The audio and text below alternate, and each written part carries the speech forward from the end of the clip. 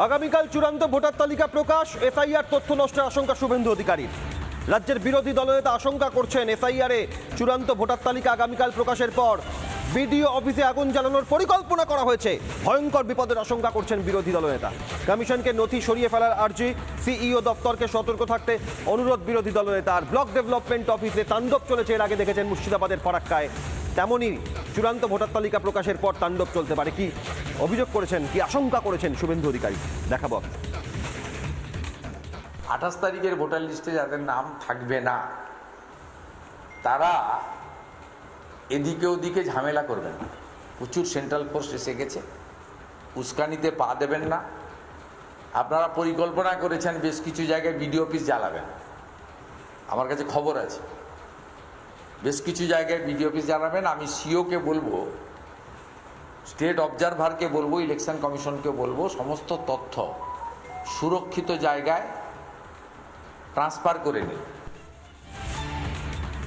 আগামীকাল চূড়ান্ত ভোটার তালিকা প্রকাশ, এসআইআর তথ্য নষ্টের আশঙ্কা করছেন শুভেন্দু অধিকারী।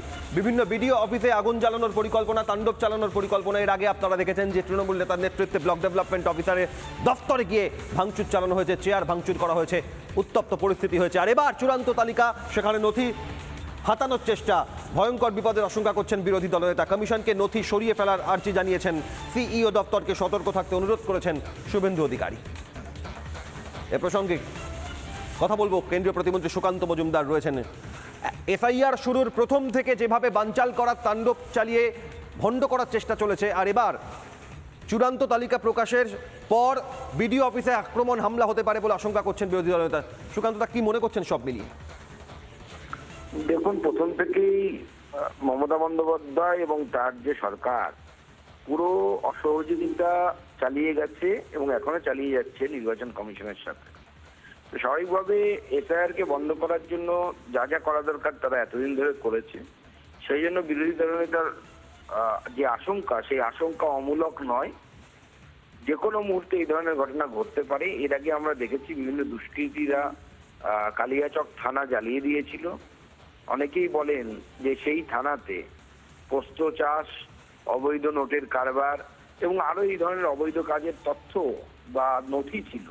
সেই নথিগুলোকে পুড়িয়ে দেওয়ার জন্যই অনেকদিন আগে ঘটে যাওয়া একটা ঘটনাকে অজুহাত হিসেবে ব্যবহার করে ওই থানা পুড়িয়ে দেওয়া হয়েছিল, যার ফলে সমস্ত তথ্য বা নথি হারিয়ে যায়।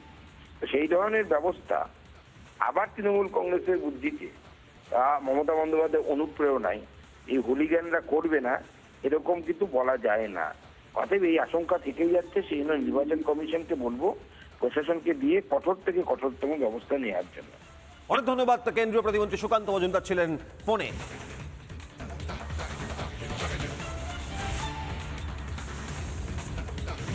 নানা ধরনের কন্টেন্ট দেখার জন্য লাইক করুন, শেয়ার করুন আমাদের ফেসবুক পেজ, সাবস্ক্রাইব করুন আমাদের ইউটিউব চ্যানেল। পাশাপাশি অন্যান্য ব্রেকিং নিউজের জন্য অবশ্যই চোখ রাখুন রিপাবলিক বাংলায়।